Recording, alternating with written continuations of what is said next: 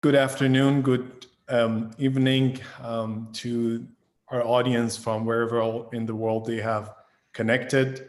I'm Kaveh Madani, a Henry Hart Rice Senior Fellow at the Macmillan Center for International and Area Studies of Yale University. And I have the pleasure of hosting our panel discussion on Iran's economic challenges today. The panel discussion has been sponsored by the Council on Middle East Studies and the Yale Iranian Studies program. Today I have the pleasure of hosting three experts on Iran economy and policy, joining us from Europe and the United States. Our first panelist is Dr. David Ramin Jalilvand, who's the founder and managing director of Orient Matters, a Berlin-based research consultancy. His work focuses on dynamics between geopolitics, economics, and energy in Iran and the Middle East. He is an associate fellow with the German Council on Foreign Relations and a research associate of the Oxford Institute for Energy Studies. And before he has been at the, hopefully I don't mispronounce it, Friedrich Ebert Foundation in Berlin, and over there he led the Iran project. David has a PhD in political science from the Free University of Berlin. Our next expert is Professor Djavad Salehi-Isfahani, his name is familiar to many people who read his op-eds on Iran's economy. His research is focused on economic inequality and economics of the family in the Middle East, and he has done a fair amount of work on Iran. He has a PhD in economics from Harvard University, and he is is a professor of economics at Virginia Tech, and before that he was teaching at the University of Pennsylvania. Dr. Salehi-Isfahani is a research affiliate at the Middle East Initiative of the Belfer Center at the Harvard Kennedy School, and also a research fellow at the Economic Research Forum in Cairo. He has a long list of accomplishments, but I need to also mention that he's on the board of trustees of the Economic Research Forum in Cairo, the Middle East Economic Association, the International Iranian Economic Association, and also an associate editor of the Middle East Development Journal. And our third panelist is Dr. Suzanne Maloney, who is the vice president and the director of foreign policy at the Brookings Institution. She has advised both the Democratic and Republican administrations on Iran and the broader Middle East. She has 3 books on Iran and has written a lot of articles, I would say, on Iran's issues, and she has a PhD from the Fletcher School of Law and Diplomacy of Tufts University, joining us from Washington, D.C. Welcome to this discussion, and thank you for accepting our invitation. I explained the format to our attendees and the audience so they know what the agenda is. We start with short presentations from the panelists, and then we will continue with Q&A. It's sort of an interview. This is a friendly conversation that we try to keep.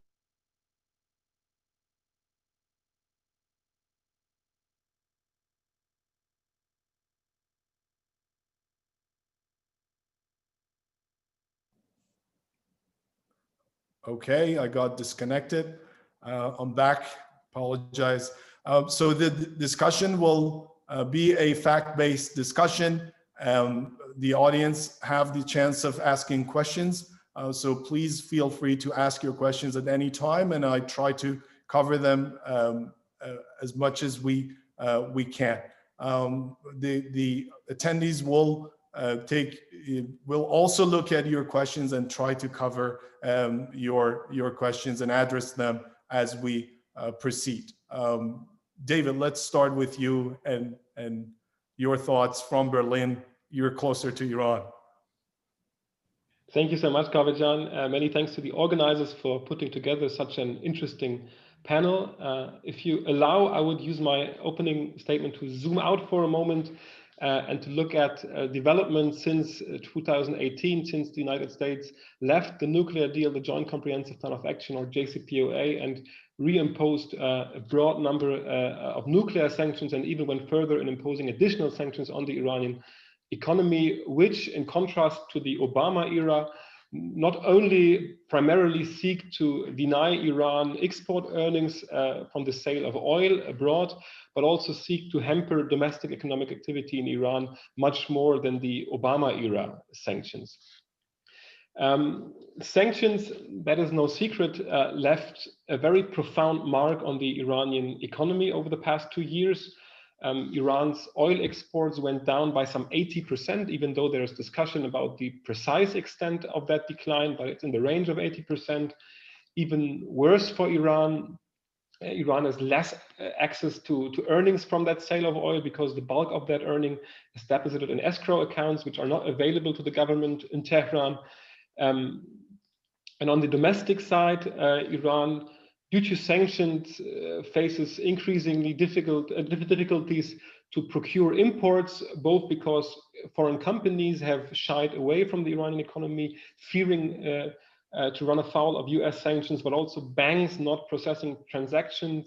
And overcompliance is an important factor here, with banks going even further than what US sanctions demand from them.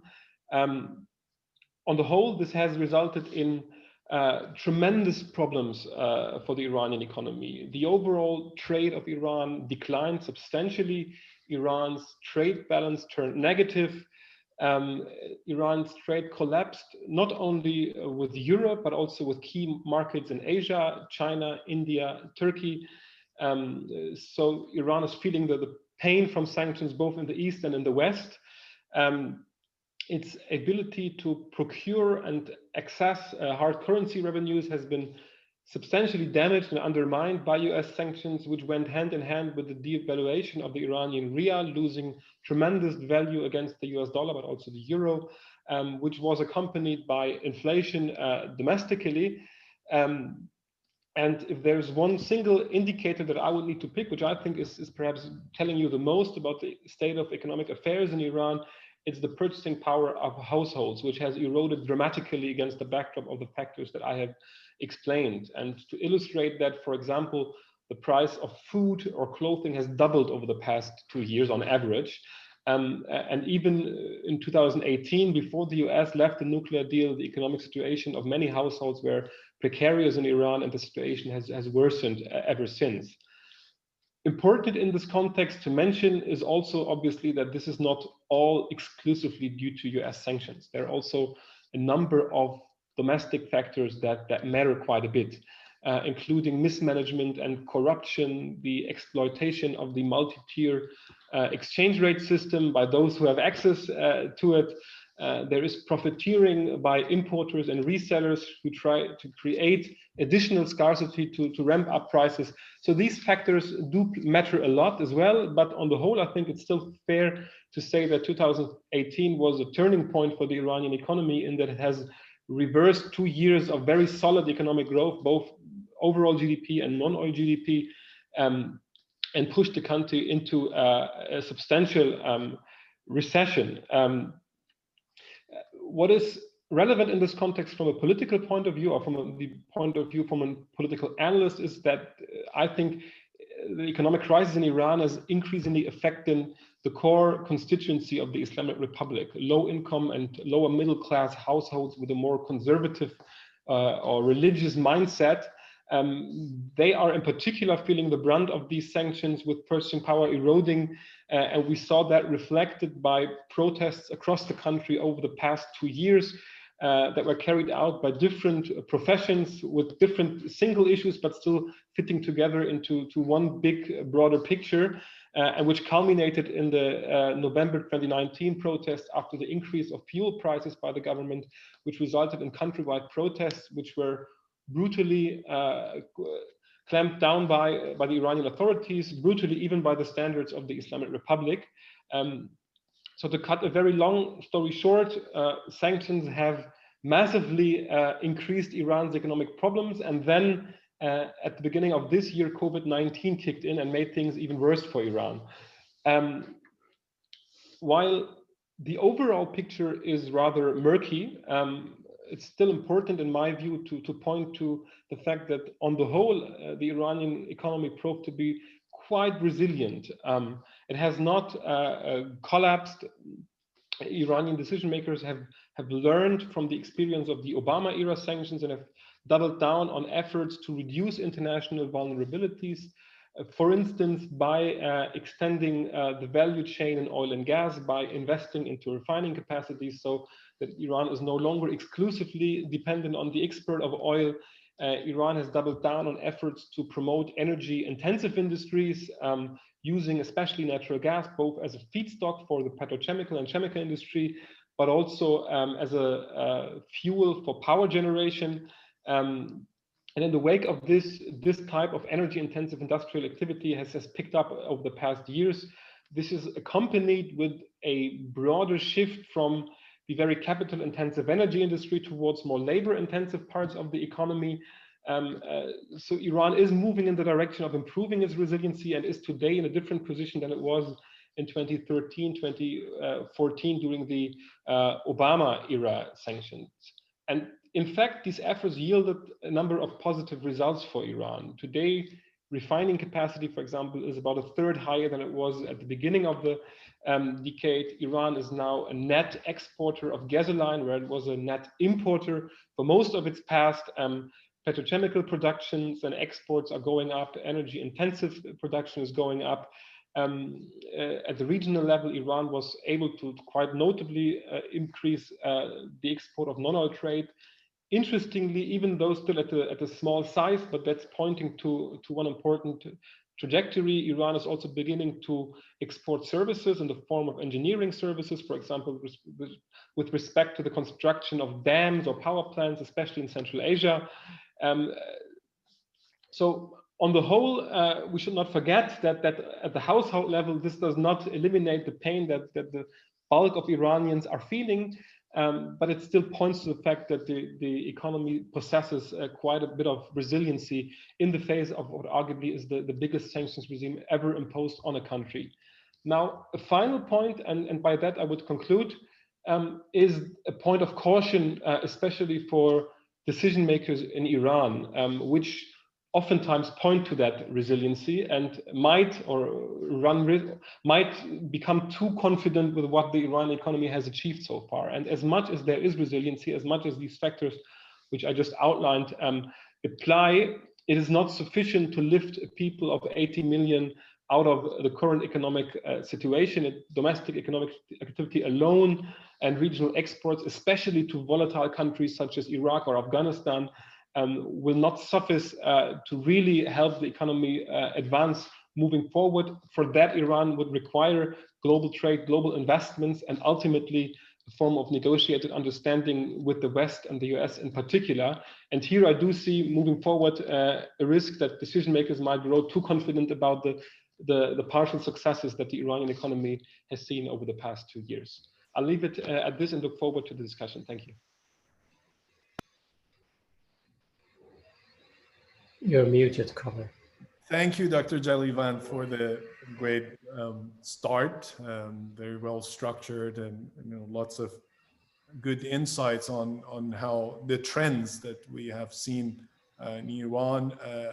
I know that Professor Salehi-Isfahani has always encouraged those interested in Iran to also look at numbers, and I want to ask him to also give us some numbers so we know how these things look like when it comes to graphs and trends and things that at both macro scale and what is happening to the Iranian families, if there are information. The floor is yours. Thank you very much. It's an honor to be on this panel, David and Suzanne, especially since I have the honor of being affiliated with Brookings, where Suzanne is. I haven't been able to visit that place since COVID. It's one of the big losses, seeing people like Suzanne and catching up. What I wanted to do is put sanctions and COVID in a perspective. They both have dealt large negative shocks to the economy that affect the economy and affect households' welfare, just as David was talking about. But I think there are interesting differences that it should be pointed out. And then I have a few graphs on living standards that I will share with you. See, what sanctions do, as any negative shock does, will reduce exports, in this case, oil exports, which then allows local production to become a little bit more competitive vis-a-vis foreign imports. And here, policy played a positive role.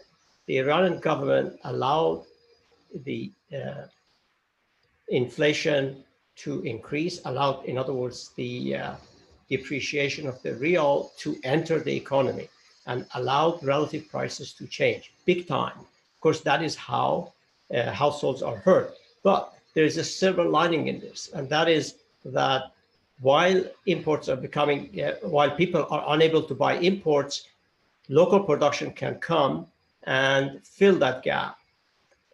The quality is not as high, but the prices are much lower. It's also possible for domestic producers to serve foreign buyers. There, sanctions become a real handicap because, in a normal situation, when you allow real depreciation, meaning the loss of value of the currency and allowing relative prices to change domestically, the main benefit is that you can sell to outside buyers, right? Your own people are kind of poor, they're not buying very much, but you can sell outside. That is being prevented by sanctions. So this sanction has a very small silver lining, not the way it would have been if just oil exports had disappeared, which is pretty much what happened in some other countries because oil prices came down. But in Iran, the real depreciation of the currency was in conjunction with limits on exports, limits on financial assets, transfers, and so on. Now, COVID doesn't have this. COVID cuts output because it prevents people from going to work, production drops, and households lose income, lose purchasing power, and there's no corresponding positive effect on anything, on local production. Whereas while sanctions were the harsh sanctions, the maximum pressure came, employment continued to grow. In fact, employment has continued to grow in Iran since 2011, when first Obama sanctions came. And that's because the economy is becoming more inward looking. When COVID hit, and we have data only for a limited amount of time, employment suffered a lot. In the last quarter, 1.4 million out of 26 million people who work were without jobs. Extra 1.4 million had lost their jobs. Some of those people have probably gone back to work, and we'll find out shortly when labor force survey results come out in the next couple of weeks for summer. But spring was very bad in terms of employment. There's another interesting similarity between sanctions and COVID that I should point out. And that is, sanctions change the balance between reliance on oil and reliance on people's skills, human capital. That's how the economists call it. COVID did pretty much the same thing in a different dimension. So when sanctions hit and oil cannot solve all the government's problems, the government becomes dependent on the skilled population, the professionals, who can produce, who can export, who can do a lot of things to reduce the damage done by sanctions. COVID does this in a similar way, because during sanctions, the conservatives, primarily the Revolutionary Guards, were able to come in and say, we'll fix this problem. And they could. They were good in moving goods around, making connections in different countries. When COVID arrived, they could not help. As I wrote at the very beginning last March of the COVID spread in Iran, suddenly the health professionals became the vanguards, saviors of the nation, and they still are.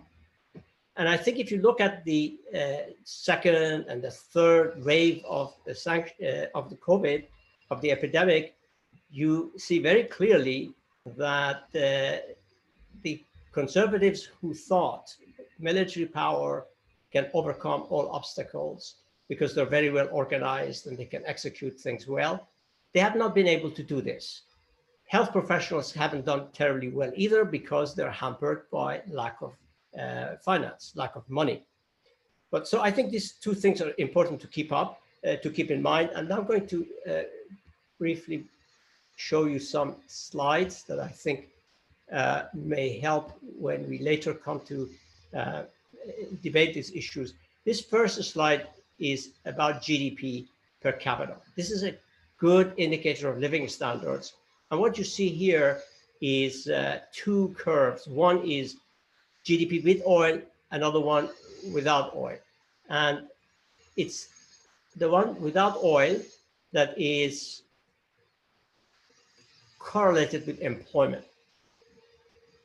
And you see throughout the last 3 decades, on 2 decades before sanctions, employment was growing, GDP per capita was growing, and living standards were growing, partly because of an oil boom right around here. Then 2 things happen. There is a reduction in the price of oil that kind of kills this process of rising per capita incomes.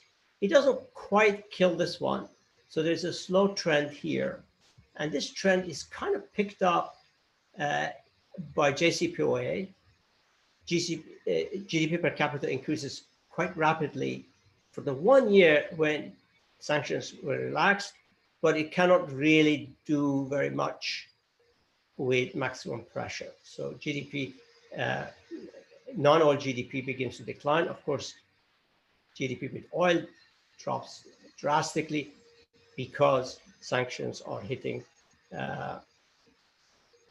the oil exports primarily.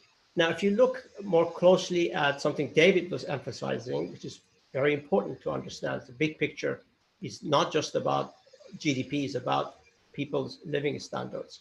I'm looking here at median real per capita expenditures. And what this graph shows is that median consumer in rural areas, this is the blue curve here, benefited from the oil boom around here.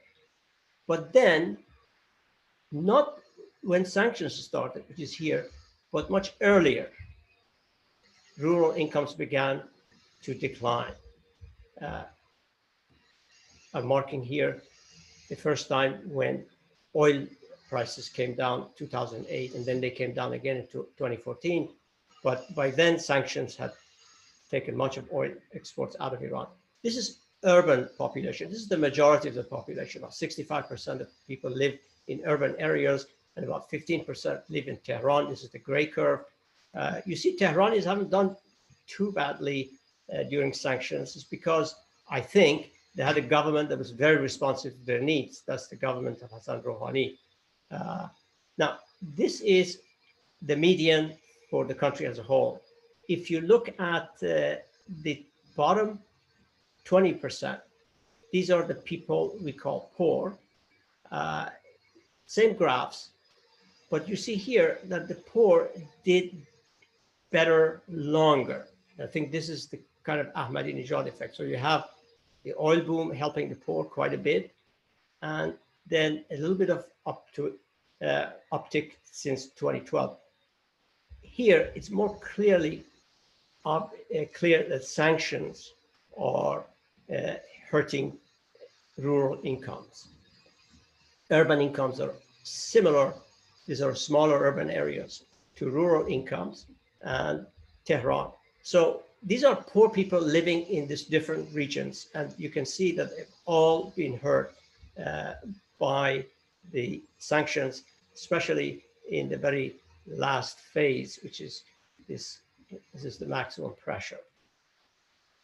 Now, this is my last graph, and it's very interesting to look at how the middle class has fared. You know, a lot of people think of Iran's middle class as educated, worldly, globalized, interested in outside world, and perhaps the base of any kind of reform that you can imagine in Iran, improving its behavior globally and making Iran more nicer place to live for the professionals.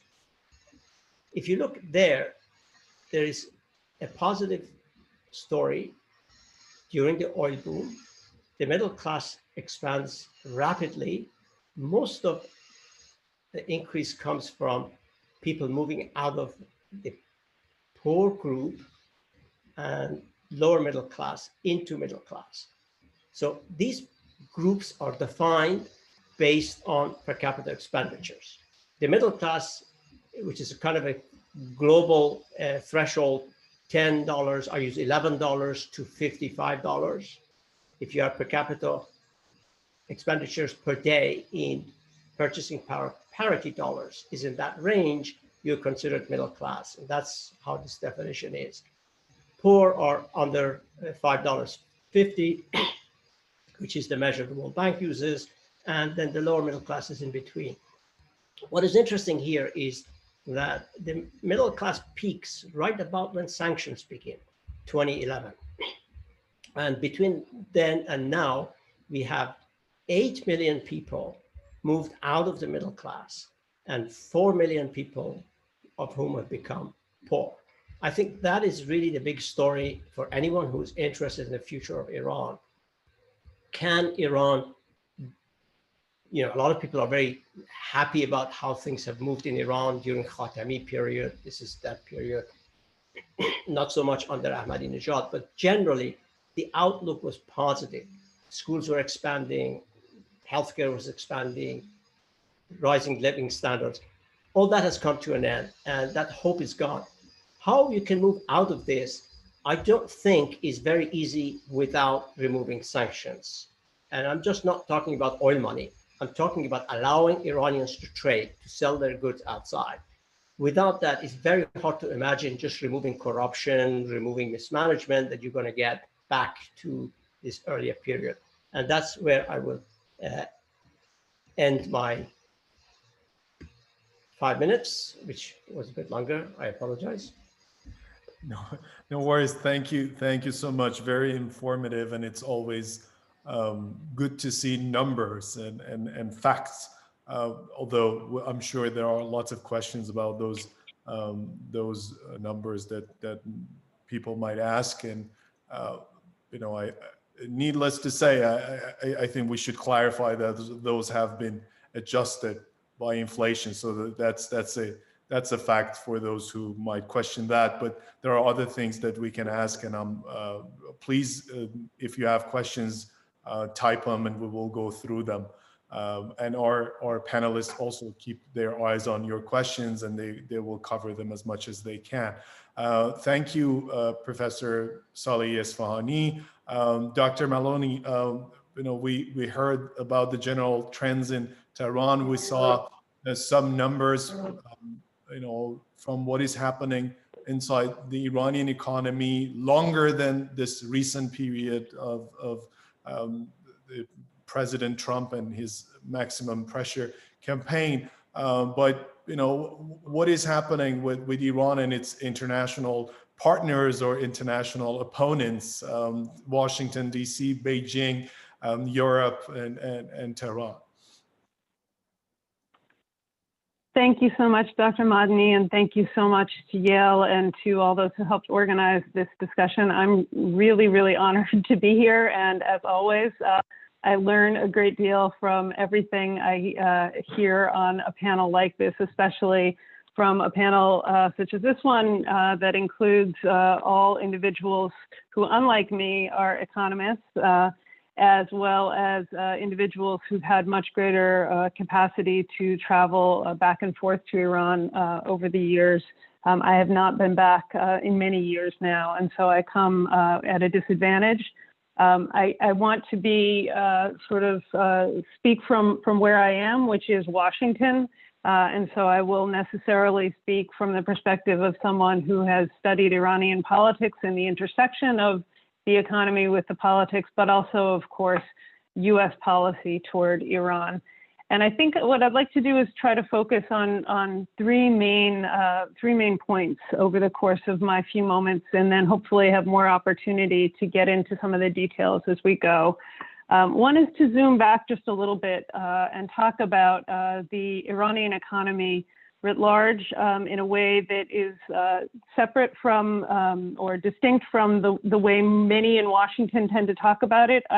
I'm always struck at how politicized Iran analysis is in the American context, not on a panel like this one, where we have real expertise and data and facts, which was the guidance to all of us on the panel to start with, but in the way that the commentary, the media focus, and even much of the scholarly work that's produced has been really driven by the partisan divide with respect to Iran. And so there is this conviction that if you see positive trends in the Iranian economy, you're on one side of the debate. If you see negative trends, you're on another side of the debate.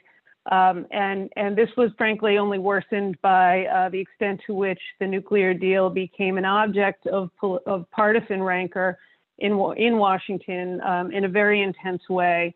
And so what I wanted to do just at the outset is to make a broad point about Iran's politics and economy that steps back from simply the role of the United States, because I think we can become too focused on Washington's role, and it's important to focus on Iran's decision makers and the conditions within Iran. And so the one sort of obvious point I wanted to start with is just that, Iran's economy is one of tremendous paradox, very much since the revolution, that it's a country of phenomenal resources, but one that has also experienced, I think, lower levels of growth, investment, trade, as a result of policies undertaken by its own government. And so despite the fact that Iran has some of the largest reserves of gas and conventional oil in the world, Iran has struggled to maintain its oil exports at levels that were anywhere near what they were prior to the revolution, despite the fact that Iran has sort of a phenomenal place in the world in terms of a diverse economic base and access to both Europe, Asia, and the kind of crossroads for the broader Middle East. Iran has not seen the levels of trade that one might have expected from a similarly situated country. And so, when we often hear people talk about a sort of catastrophic economy or a tremendous economic progress, I think it's important to recognize that both of these things, in fact, can be true at the same time. It's very much also the case with respect to Iran's integration in the international economy. Iran has never been fully isolated from the rest of the world, even after 1979, when the revolutionary government cut ties with a number of its former trading partners and allies around the world. That Iran has always relied on heavy integration into the international economy. Even at times such as now, under maximum pressure, Iran remains heavily integrated, trades widely, has economic ties with almost every country in the world, with a few notable exceptions. And this, I think, is also true. This kind of paradox is also true of the government policies that we see from Iran, from the Islamic Republic, that this is a country that has invested in its own infrastructure, both in terms of human capital, but also in terms of resources across the country. If you look at any of the social indicators within Iran, they're tremendously high. They've skyrocketed since the revolution. And there has been a vast improvement in terms of access to healthcare and other resources that are inconsistent with some of the depictions that you often see of Iran, at least in the popular discourse in Washington. But I think this has also coexisted with a set of policies and an approach to the economy which is deeply predatory, both the repressive political climate, the poor governance, the heavy hand of the state, the intrusion of the state into almost all sectors of the economy has been associated with declines in productivity that persisted long after some of the initial crisis of both the revolution and the war. And so as a result, you see Iran from 1979 onward on a very different growth trajectory from some of the countries that were its peers prior to the revolution, such as South Korea and Turkey. These are, in many ways, choices that were made by Iranian leaders over the course of the initial decades of the revolution, choices to take over many sectors of the economy, choices to try to control foreign trade, choices to impose anti-competitive labor policies. And these were all hotly contested political issues within Iran, have always been and will remain so. And so I wanted to take a step back from simply talking about U.S. policy to talk about some of the the agency of Iranian leaders that has impacted Iran's trajectory since the revolution. Let me now step to the question that I know is front and center for all of us at this point, and that is the question of U.S. policy. Starting in November of 1979, not February, but November, the U.S. government essentially adopted an approach that was one of pressure and persuasion. This was in the days after the seizure of the U.S. embassy. A crisis group was formed, and the decision was we will try to negotiate with Iran, but we will also use the tools available to us to try to change its approach to this crisis, to try to, at that time, force the release of the hostages. And this has really been the formula that every administration has adopted in Washington consistently, Democrat and Republican, for the past 42 years. They have gone about it in different ways, some creative, some successful, some disastrous. For example, the Iran-Contra affair. But every administration in Washington, even the Trump administration, even the George W. Bush administration, has sought to negotiate with Washington. Every administration, even the Obama administration, has sought to ratchet up economic pressure in order to achieve its aims. In most cases, U.S. policy, I would argue, has not been successful. It has not been successful by whatever metric you apply to it. We have not managed to significantly alter in a positive fashion Iran's engagement in its own neighborhood in terms of involvement in instability and in destabilization of some of its neighboring countries. It has not been successful in improving Iran's human rights records at home. And it has not been successful, with one very important exception, in really deterring the Iranian leadership from seeking to build a comprehensive program that would enable the leadership to have a nuclear option if desired. The exception to that, of course, is the 2015 Joint Comprehensive Plan of Action, which imposed significant restrictions on all aspects of the nuclear fuel cycle and all elements of the Iranian industrial nuclear program at that time. Iran fully complied with its obligations under that deal, but it was a deal that was hotly contested, as we all know, both in Washington and Tehran. And it was almost inevitable, because of the way that the deal was constructed, that a Republican president of any ideology or philosophy would seek to undermine it. That was something that the Obama administration did not foresee and did not adequately insulate against.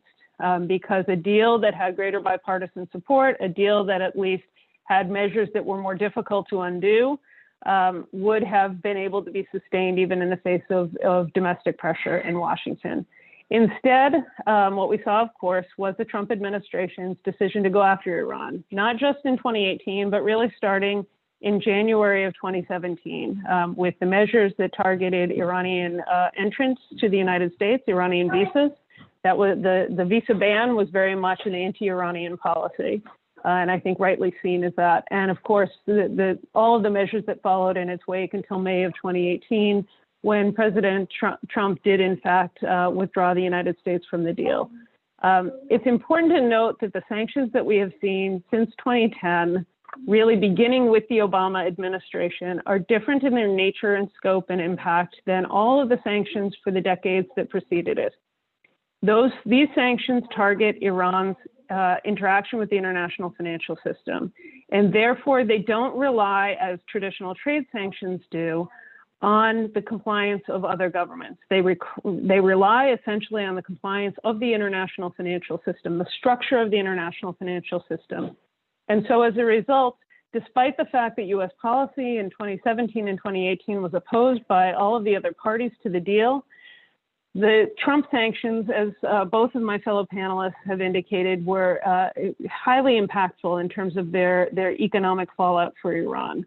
There really was no choice for third countries. They were given the option of possibly losing access to the US dollar or to US markets, or to simply forgo direct trade with Iran. And that was very little choice for most countries.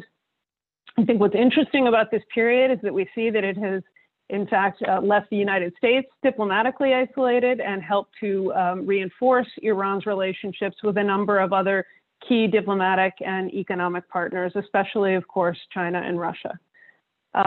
It will be a very difficult sanctions regime to unwind. We will talk, I'm sure, quite a bit during the question and answer phase about what the prospects are for under a Biden administration for a return to the Joint Comprehensive Plan of Action and a reduction of the relaxation of American sanctions. But I would be very hesitant to assume that come the end of January, that there would be a dramatic reversal of the stance of the United States. It will be a slow and incremental and likely fitful progress, even if we see a Biden administration come into office. And I can try to explain some of the reasons why as we move to the question and answer. I just want to end with one final point, which I think actually bears out across the full course of the past 42 years of the Iranian economy, and that is the point of resilience. Think back to just a year ago now, where all of us were in terms of our thinking about what was happening between the United States and Iran. Iran had, over the course of May to September of 2019, ratcheted up pressure as a means of trying to galvanize diplomatic activity on its own behalf through a series of actions targeting its neighbors, oil infrastructure, and then finally, of course, the very critical infrastructure at Abqaiq in Saudi Arabia. This, of course, led us to a set of intense diplomatic activity and then brought us not long thereafter nearly to the brink of war after the United States struck and killed Qasem Soleimani in early January. It's hard to believe that that was only earlier this year. Much, of course, has happened since. Iran, in particular, over the course of that period, was experiencing tremendous internal unrest, especially after the effort to try to rationalize domestic gasoline prices in November of 2019. And so if you had thought earlier this year, in Iran, that was one of the first countries outside of East Asia to experience the spread of the pandemic, that was trying to come up with a way to cope with the impact of that pandemic at a time when it was under these unprecedented financial restrictions and inability to access the international financial system. A country that was in many ways experiencing diplomatic pressure because of the new frictions or the intensified frictions with all of its neighbors. I think very few outside analysts would have assumed that Iran would have been able to manage through these unprecedented financial pressures and this very treacherous period of security tensions with its neighbors and with the United States. And yet here we are, only a week before the American election and the possible breakthrough in terms of a change in policy between the United States and Iran. And I think that we consistently underestimate the resilience of Iran's economy. And that, I think, is where I simply wanted to end my remarks and look forward to the conversation. Thank you, Dr. Maloney, for the very comprehensive international perspective on what is happening to Iran's economy. And so both you and Dr. Jalilvand talked about the resilience of the Iranian economy. And I think it is very, very important to define this resilience. When we speak of resilience, what do we mean? Because for the people, and we saw already graphs from Djavad that for the people of Iran, what matters is their income, their expenditure, purchase power, and so on. When we say the resilience of Iran's economy, what do we mean? How do we define it? So does this mean that the Iranians, I think I can point the question to David. Do you, by saying that the Iranian economy is resilient, do you see no problem? Because we also heard Djavad saying that we seem to be incapable of getting out of this situation unless we give Iran a chance to trade and lift the sanctions. So when we see Iran's economy is resilient, does it mean that Iran can be successful? So if the sanctions are not lifted, Iran can survive as is, and it can fight back by what it's doing or not? So how do you define resilience? Thank you so much, Kaveh. Also, thanks to Djavad and Suzanne for very comprehensive and to the point analysis. Indeed, a very, very good question. What is resiliency as we use the term resilient? I think in any case, we need to take it with a pinch of salt. And as I try to explain in my opening remark, as much as the country, the economy is resilient in the sense that specific economic activity has continued despite sanctions and despite maximum pressure, I think it's important to bear in mind that this does not mean that there are no negative effects. And in fact, I think all three speakers have shed light on the various ways in which sanctions have contributed to a deterioration of living standards by average Iranians. I think this is something that is very important to bear in mind. I think there is no clear-cut definition or answer to the question, what makes the Iranian economy resilient? But I think the components are there, and we touched upon them already. It is an effort by the government to reduce vulnerabilities to sanctions at the external level, especially by trying to utilize the number one export product, oil, increasingly at home, with massive investments into downstream, into refining in particular, both in the case of oil, but also in the case of natural gas, with quite some success. It is an effort to promote the diversification of the Iranian economy, an effort that began before the revolution, was then carried on by the Islamic Republic and intensified in the past decade. It's also an effort to go into areas such as the services sectors, with digital technologies being developed by Iran that can be developed locally. So you have the components there in terms of trying to minimize also dependency on imports where it's vulnerable, not in the sense of a direct import substitution policy, but still in a way of being able to increase domestic capabilities. I think these are important components of what makes the Iranian economy resilient. At that stage, I think it's also fair to point to the fact that there is no clear concept in Iran either. Iranian decision makers or economists use the terms resistance economy, and different people mean different things when they speak about the resistance economy. Rouhani himself, who tried to promote the reintegration of Iran into the global economy, by increasing trade and saying that as much as there's interdependency, the more there's interdependency, the less there is vulnerability for us in the face of sanctions, has labeled this under the umbrella of resistance economy. And his opponents domestically from the more conservative ranks have argued against this, saying that no, we should reduce economic links to the maximum possible extent. So I think it's important that there is no clear-cut concept to this, but the components we have already discussed. Now, moving forward, I think it's important to point to the fact that I think there is consensus that under sanctions, the Iranian economy will be in no position to either realize its full potential in reference to a hypothetical best case scenario, nor will it be able to provide to the massive amount, to the bulk of Iranians whose living standards have deteriorated over the past 10 years, as Djavad pointed out in his comments and slides, to really unlock that potential. And there's also a question from the chat on the potential for SMEs and the young population. To really unlock that potential, Iran would need to be able to conduct trade in a secured framework, able to attract capital from abroad. Iran's economy remains capital constrained across the board, and that will not be overcome on the basis of regional trade and potential investments from China and Russia, even though I'm very skeptical that meaningful volumes will actually arrive from these countries. So again, to cut a very long story short, we have a number of components that point in the direction of resiliency, but I think it would be a bigger endeavor to really define in one sentence what resiliency at the end of the day actually means. Yeah, and I think these are very important things to clarify to the people, especially as Suzanne mentioned, the Iran analysis is highly politicized. So terminologies can mean a lot of things to different people, and it is extremely important for us to explain what we mean. Like, a lot of people might not understand macroeconomics.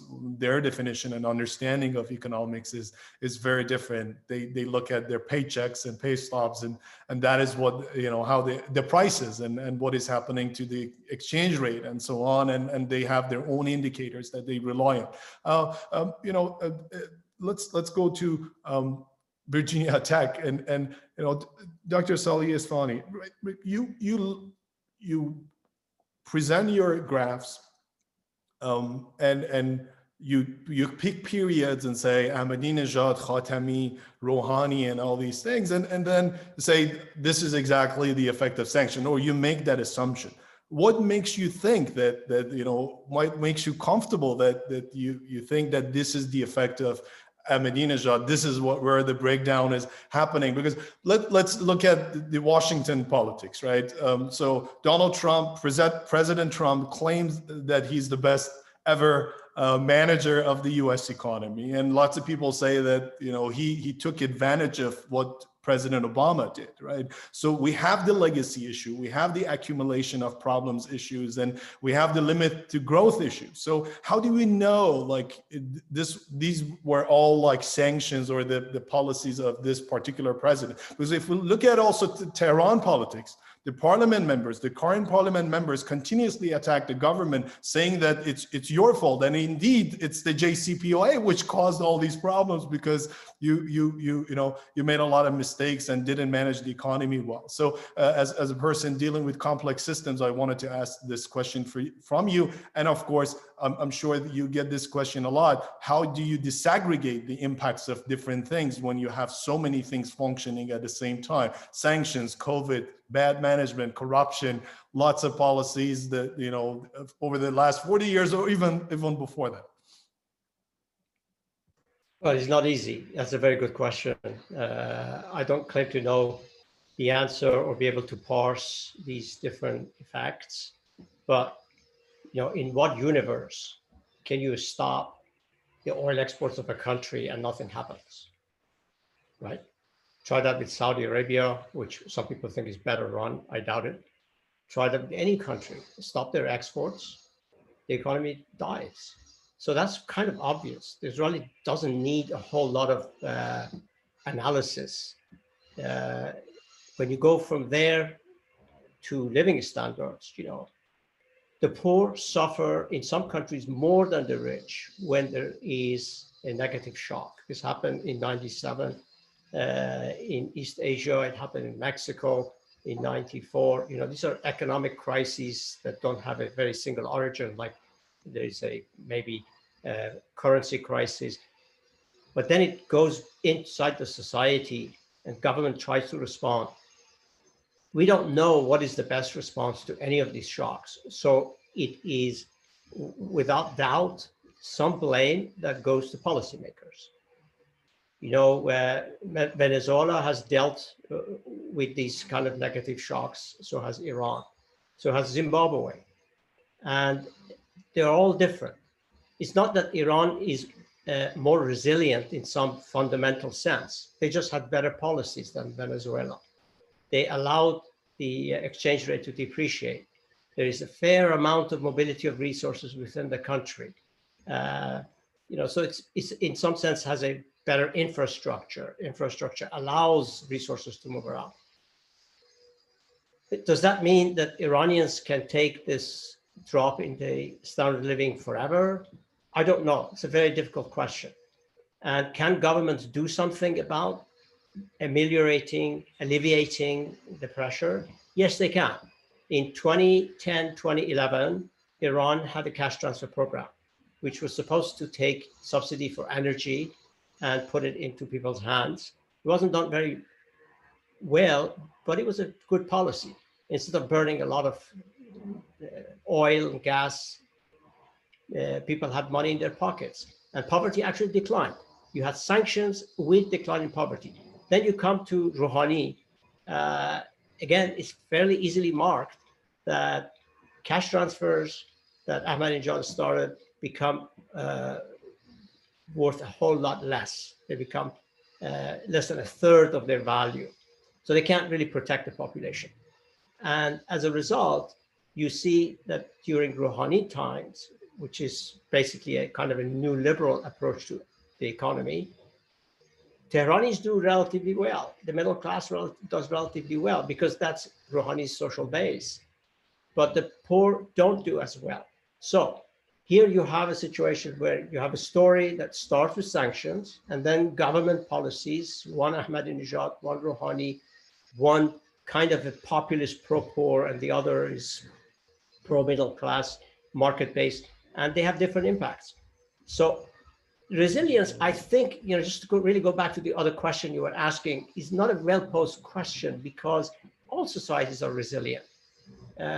Zimbabwe lost a lot more. Venezuela has lost a lot more than Iran. They're still there. It's not the same country it was 10 years ago, but people don't run away. People don't die off. Economies don't collapse. This economic collapse story, which became very popular and had a very useful purpose for sanctioneers. They wanted to tell people that the difficulty for Iranians will be temporary, and after that, great stuff will happen. So please join the sanction movement and don't complain. Now, 2.5 years later, Iranians are suffering and there's no end to that. So what do they say? They say, well, it wasn't the sanctions that did it, all this misery. It was mismanagement and corruption and so on, which are not really easily measured at all. It just sort of becomes the other story you can put forward if your sanctions story and economic collapse didn't pan out.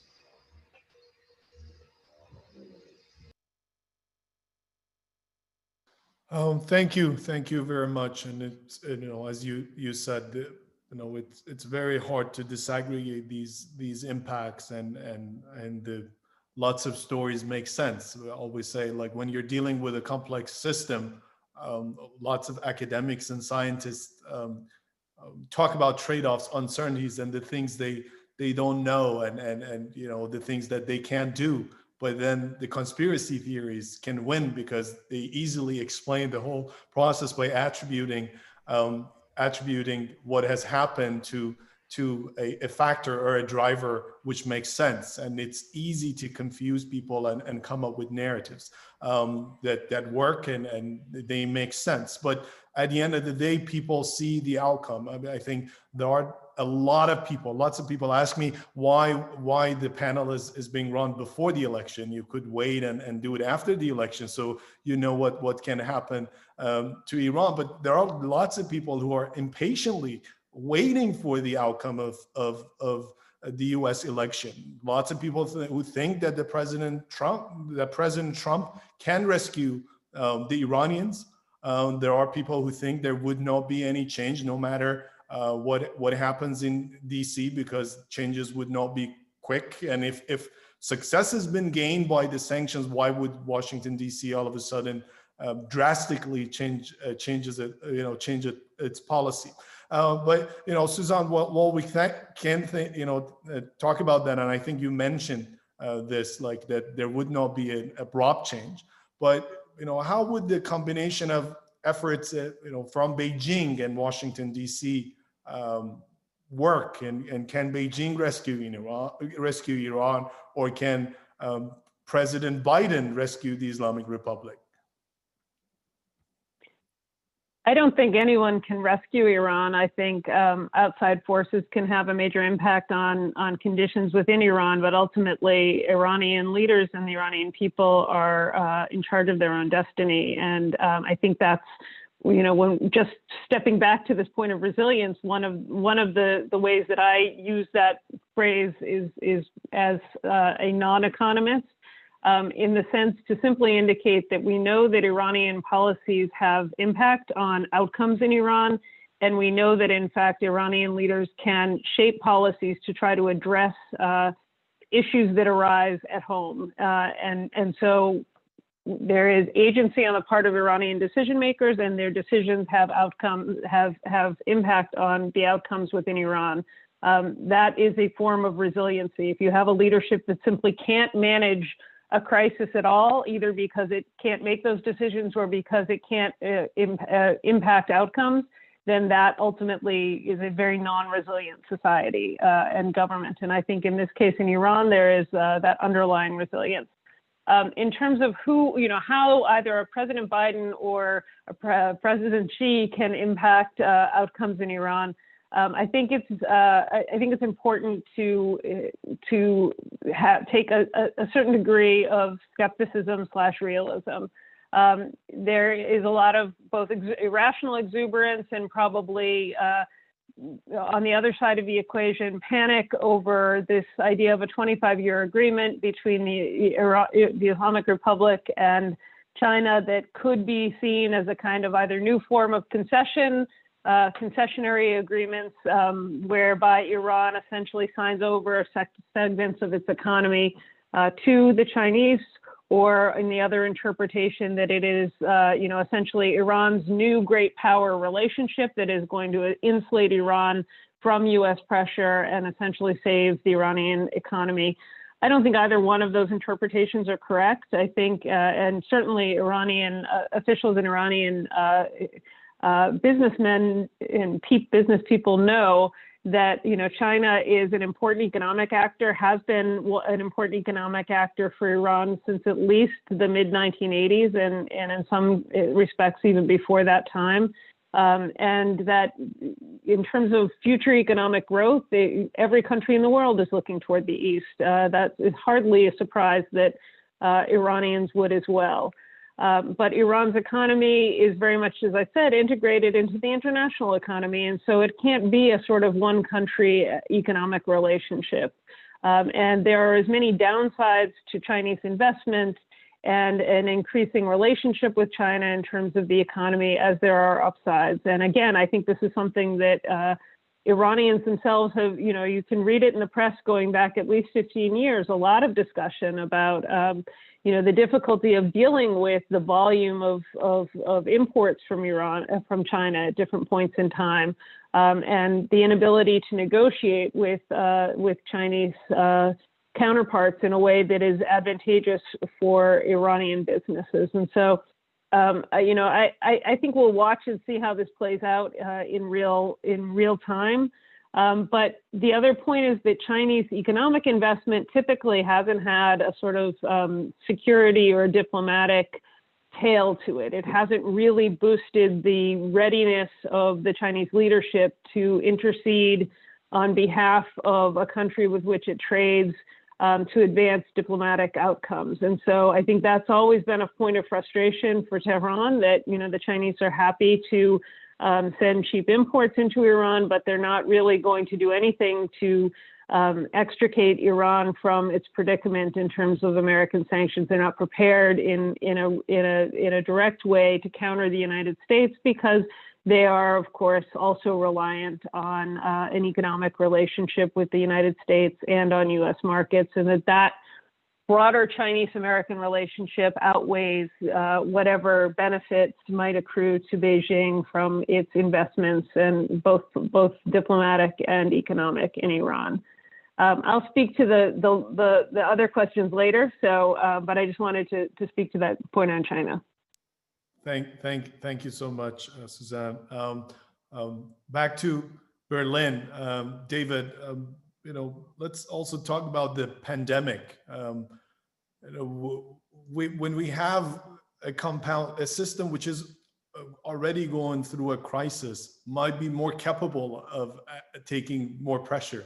Do you think sanctions have been helpful to Iran in dealing with the pandemic, or it has made the situation worse for Iran? Could you see less people dying in Iran because of COVID-19? Again, when you answer these questions, think about things at two levels, right?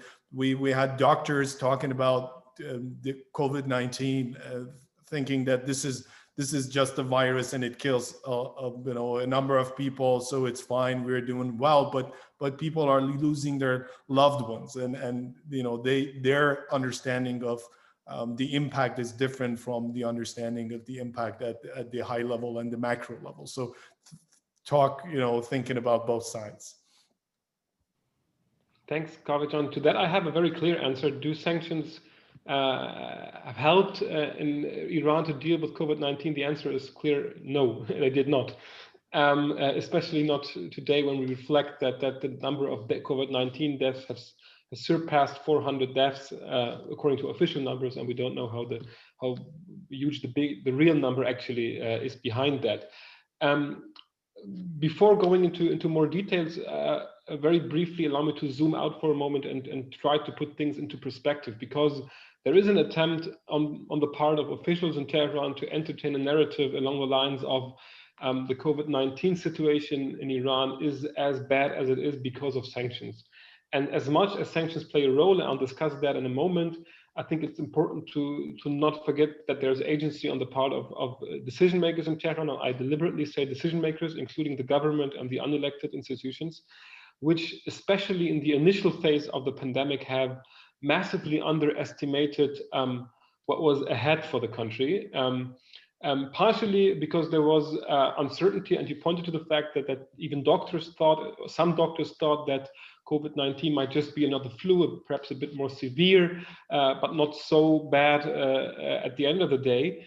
But even beyond this, the WHO, the World Health Organization, declared COVID-19, I'm paraphrasing, I think as an emergency of international concern or something along the lines of this, at the end of January this year. And you had Rouhani in the end of February speaking about a conspiracy that America wants Iranians to believe that COVID-19 has dramatic effects just for Iran to close the country and to make the sanction situation and the economic situation more dire. You had the supreme leader going on the record at Twitter actually in the beginning of March saying that COVID-19 is no big deal. You had all sorts of partially even crazy conspiracy theories being entertained by senior politicians, including from the IRGC, which I think needs to be taken into account when discussing the impact of sanctions. And actually the government only started to act in the first half of March, when several provincial governors said that the situation in their respective provinces is too bad to handle. It was only then that the central government started to implement measures in the direction of lockdown measures. So please bear that in mind when discussing the impact of sanctions, which is clearly there and which is very profound. And I would say that there are three ways in which sanctions are dealing a blow to Iran in the context of COVID-19.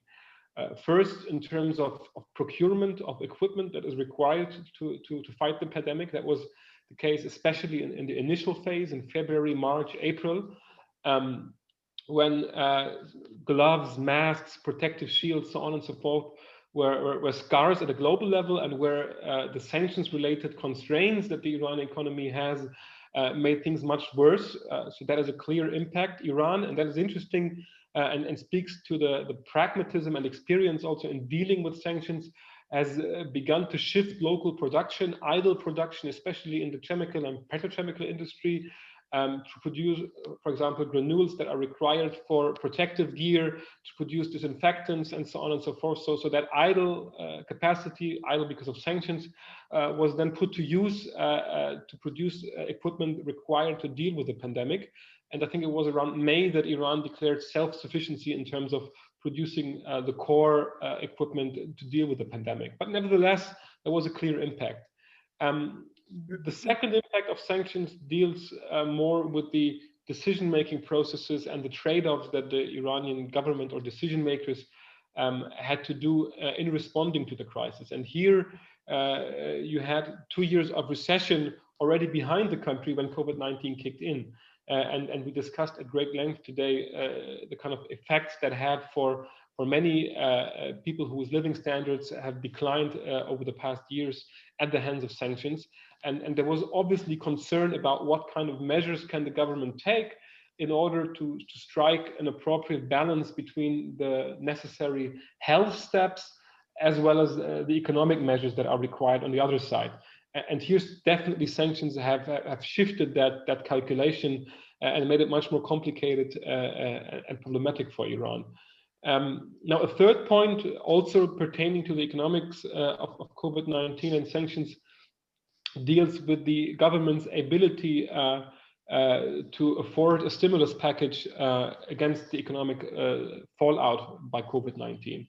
And here, again, sanctions after 2 years of recession, after a huge blow to the government budget, have massively eroded the government's ability or undermined the government's ability to mobilize the resources that would have been necessary to spend on a stimulus package to counter the economic effects of COVID-19. Iran is spending much less than, say, the countries on the Arabian Peninsula. So at the regional level, you see the comparison.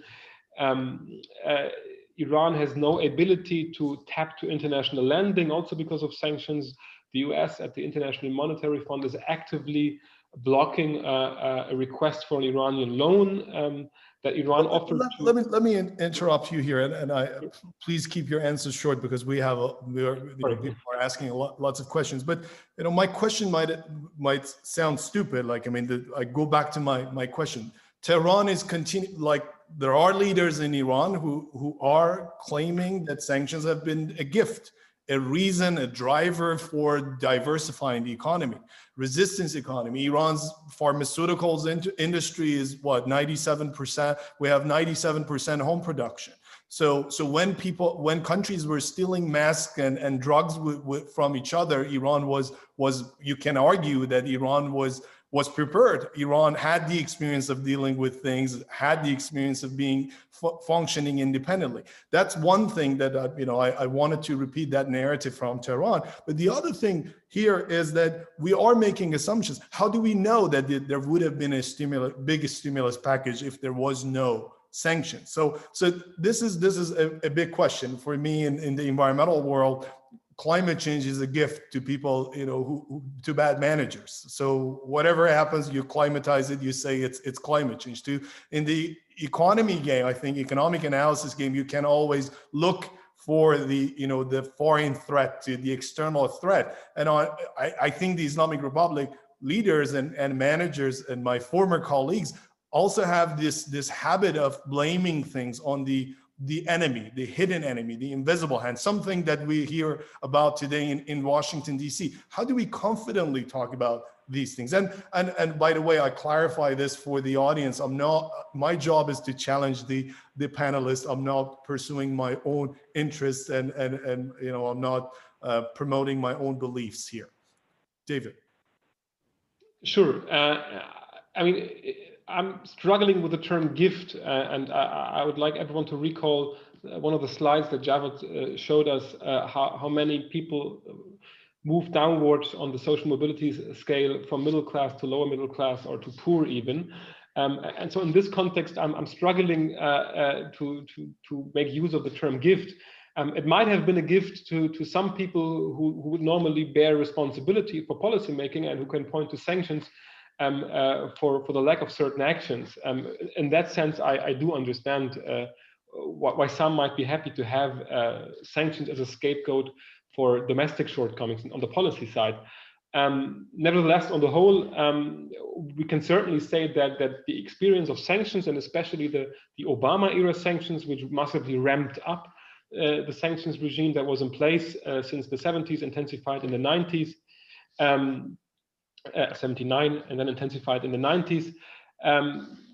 So yes, Iran learned lessons from the vulnerabilities that it had in the face of sanctions, and we discussed how efforts to promote diversification, to reduce vulnerabilities have been intensified over the past years along the lines of what we mentioned, extending the value chain in oil and gas at home, promoting industrial activities, going also into services and doing these kind of stuff, promoting non-oil exports at the regional level especially. So yes, to that, certainly sanctions were a boost. However, I think we should also bear in mind that the trajectory of economic diversification, unlike on the Arabian Peninsula, in Iran lasts much longer, and it started in the 60s in different shape and form. But this broader attempt to diversify the economy is nothing that came with sanctions. But certainly, in one way or another, sanctions have helped to Iran to double down on these efforts. Now, with regard to your question on the stimulus package, would we know if Iran had spent more on it? Well, that's something we can't conclusively answer. I mean, it's speculation, obviously, but what we can say perhaps with confidence is that Iran would have had, on the one hand side, much more resources and means at its disposal to spend if it would take the decision to do so. And on the other hand, each resource spent as part of a stimulus package might have had a much bigger impact, because the overall state of the economy would have been much better than today without sanctions. I think along these lines we can argue, but it's impossible to say whether or not they would have actually spent so. And to be fair, there's also all sorts of funds not arriving at the place where they should arrive. And if you follow statements by Iranian health officials, for example, with respect to withdrawals from the National Development Fund, there are questions as to where parts of the sums that were promised have actually remained. Thank you, David.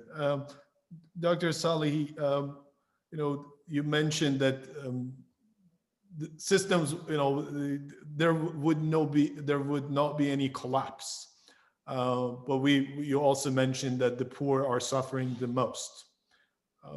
So what are the countermeasures? What can the Iranian government do? Is there any solution or strategy left for the Iranians? Because there have been responses, and as you noted, there have been effects because of the reactions of the Iranians. And I think that's something that anyone in the sanctions game should understand, that there are also counter moves. The other party would not sit down and watch, and those counter moves have consequences, unintended consequences, long-term and short-term consequences. So what is the next move that Iran can make? Iran can move on several fronts. It can improve its social protection system. It can ease doing business so that resources can move from sectors that are no longer favored to new sectors. In doing that, first place for improvement is in the banking system. You need a good judiciary, fair amount of openness to be able to discipline banks. The money is flowing in secretive ways. People borrow, don't pay back.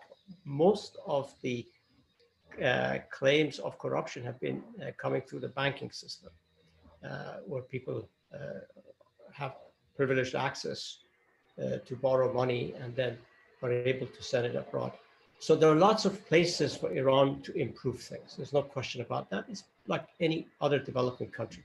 But I think the one place Iran needs to move is to open up some window to the global economy. Some people think in Iran that an autarkic economy is a kind of a model of economic growth. The Indians tried it in the 1950s, and we could do it, and so on. And actually it would be better because it would prevent Western corruption from coming, all other bad things, maybe even democracy. But it's a huge mistake to think like that. And if you look at China, you realize how important globalization has been for reduction of poverty. 500 million people have moved out of poverty in China because of its global access. There is a way to be globalized without losing your identity. I think the Turks have done that quite well. There are lessons to be learned about how to be an independent, self-reliant nation, yet be able to trade. I don't think these two are orthogonal to each other, that either you're self-reliant or you trade. I think China is very self-reliant, but it has the most open economy right now than any other in the world. And I think Iran needs to find a way to be globalized economically and be independent and self-reliant politically. And that is something Iranians have to figure out for themselves. I doubt very much that that path to independence goes through access to nuclear weapons, as Iranian politicians have often emphasized. So they have to find a different way to use the independence that they had gained through the revolution to actually spend it on good stuff, like being able to trade with pride, becoming economically interdependent without worrying too much that they are becoming dependent on one country or another. And this is where I think the Chinese investment story is very relevant, as Suzanne pointed out very well. You know, becoming dependent in China is a terrible outcome. The Chinese are not going to act like a benevolent trader and give Iran advantages. The Chinese dislike Iran getting out of its predicament precisely because every time the Chinese will say, no, take this, we can't offer you better things, they will say, then I'll go to Germany. So this going to Germany has to stop for the Chinese to be able to work with Iran. That's their style. And I think Iranians, businessmen are certainly aware, if the politicians are not aware, that having options that the global economy offers you is the most important thing when you devise a national strategy. And you know, you mentioned the issue of social protection. So do you think there would be any increased taxation or anything to better distribute wealth? Excellent question. You know, Iranian government is very, very rich. It sells 5 million barrels of oil and gas every day to Iranians. That's a rich government, has an easy source of money. That's the source of money that the Turks do not have. They have to tax gasoline. Iranian government, all it has to do is to sell these things at a fair price, at a market, international market price. They haven't been able to come up with a plan to do that. And that's a real failure of administration. Huge amounts of money is being lost, much more than people steal and take to Canada, by burning a lot of energy and not using the energy or the funds for it usefully. Iran has good ideas in social protection. I think the cash transfer program was a very good idea. It may have been implemented badly, but the way Iranian intellectuals and the middle class went at it, that helping the poor is a terrible thing. You can't do that. They become lazy. That was the most prevalent sentiment when I was in Iran, that you pay people cash, they don't show up for work. It's a terrible way to look at poor people. I think Iranians are used to doing that because they have feudalism. But it's time they grew up and they started thinking that everybody's like them. They want to go to work for much higher ideals rather than fill their stomach. Can I add just one thing now that I have the microphone? There is a program that also Ahmadinejad put into work, this Justice Shares, that is really huge. Hasn't quite been implemented yet. Iranians, 49 million Iranians own shares of public enterprises that are worth quite a bit.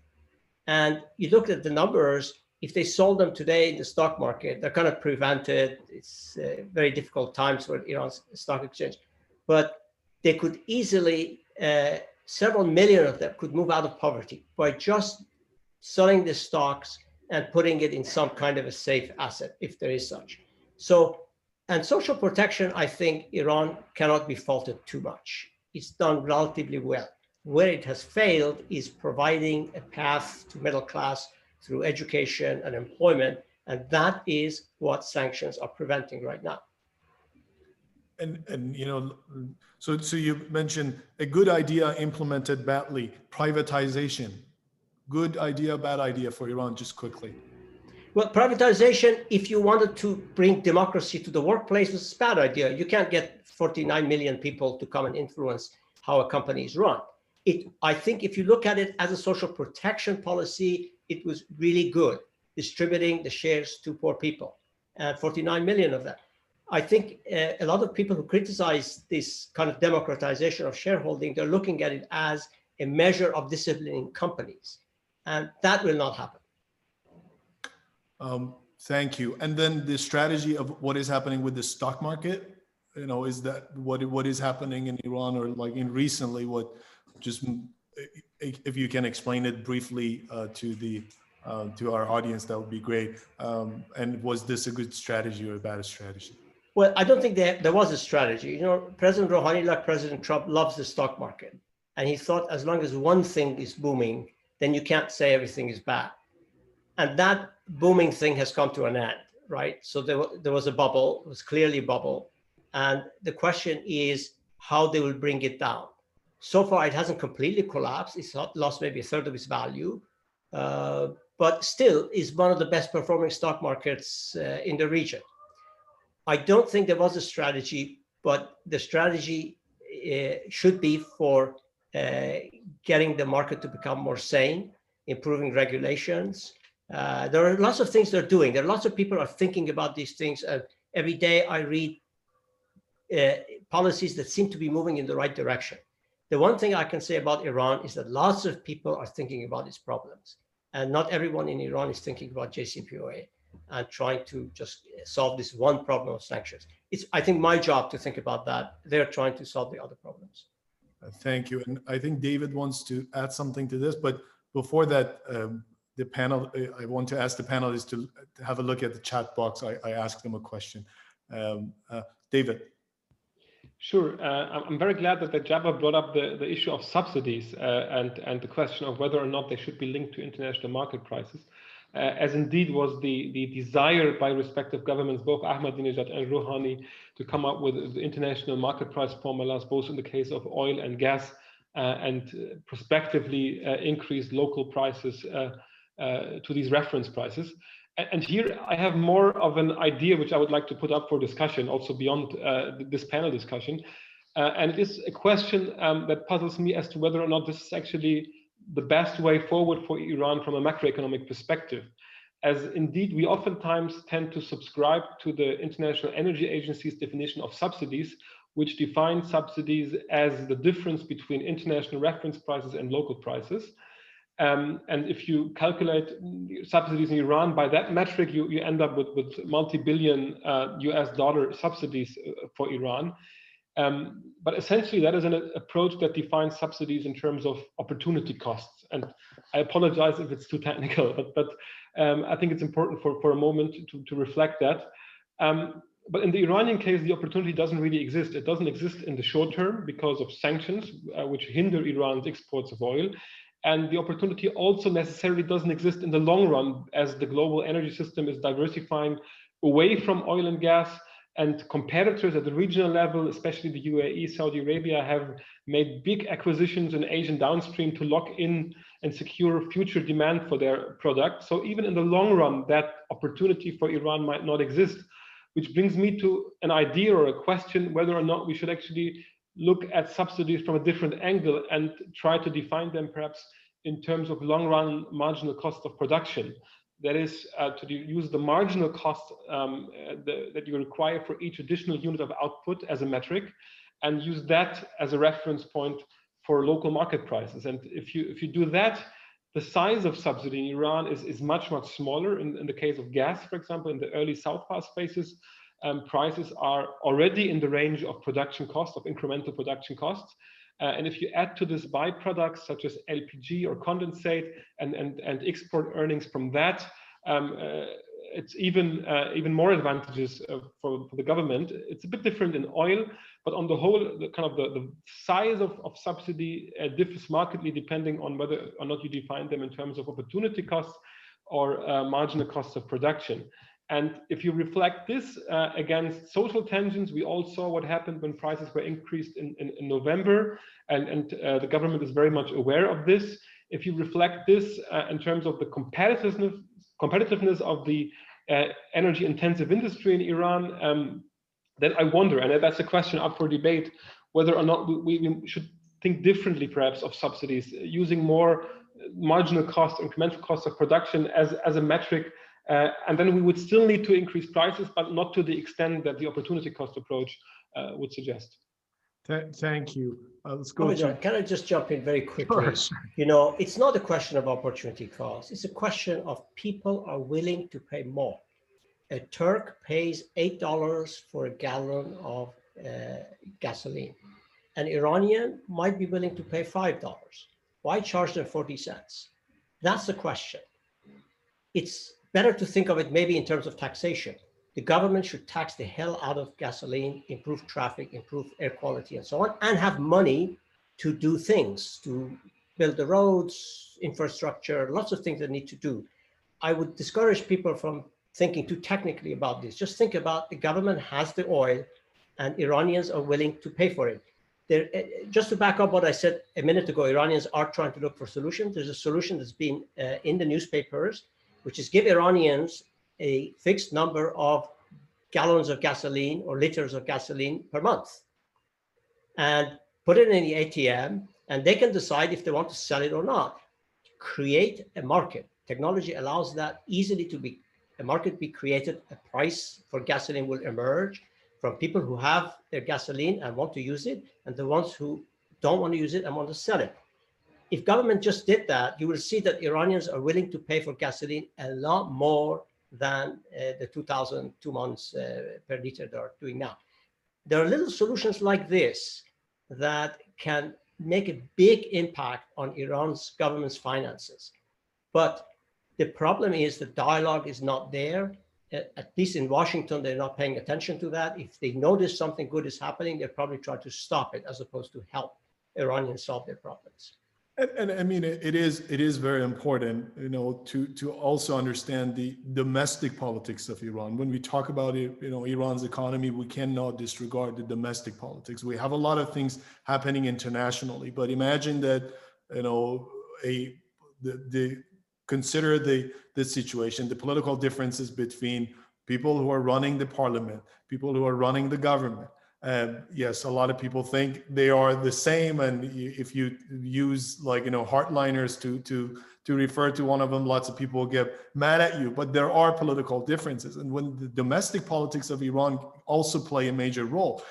No one thanked Iran for raising the price of gasoline for helping the environment. There was no single person to be thankful for this policy. The parliament immediately opposed it. The parliament members immediately opposed it, and we are talking about the, you know, last parliament, the one before, which was you know, more friendly to the Rouhani's administration.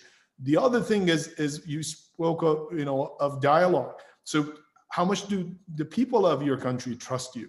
The society, you know, how do they understand your policies? How do you package and explain the things to your people? I think those are also, you know, some social aspects that we need to consider. There are good technical solutions available on paper, but the implementation, as always, has been hard for Iran in this situation. So even they are hurting themselves internally and domestically because of the problems they're having, and you know, so there are people who internally help the opponents, even though they think they are doing the opposite. Now, speaking of this situation, I want to ask Dr. Maloney, like, you know, some prospects of future, some projections of the future. Hardliners are, you know, seem to have a high chance of winning the next election. The President Rouhani has not much time left for, let's say, negotiations, change of policy.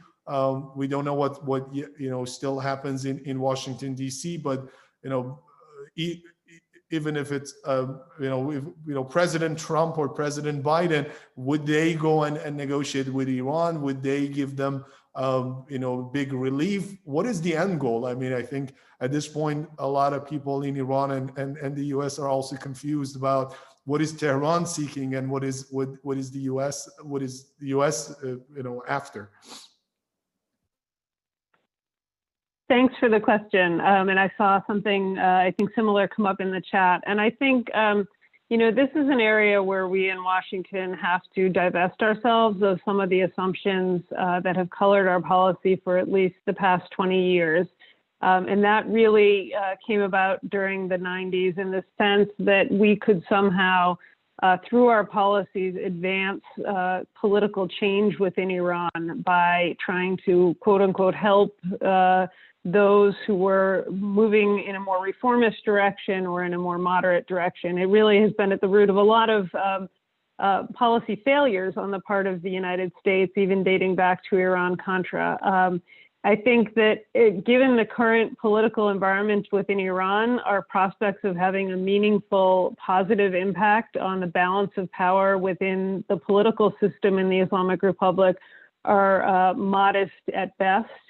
And I think that we are consistently underinformed, and we have the levers that we have to try to influence political outcomes in Iran are really, really clumsy ones, typically involving public statements that almost always backfire.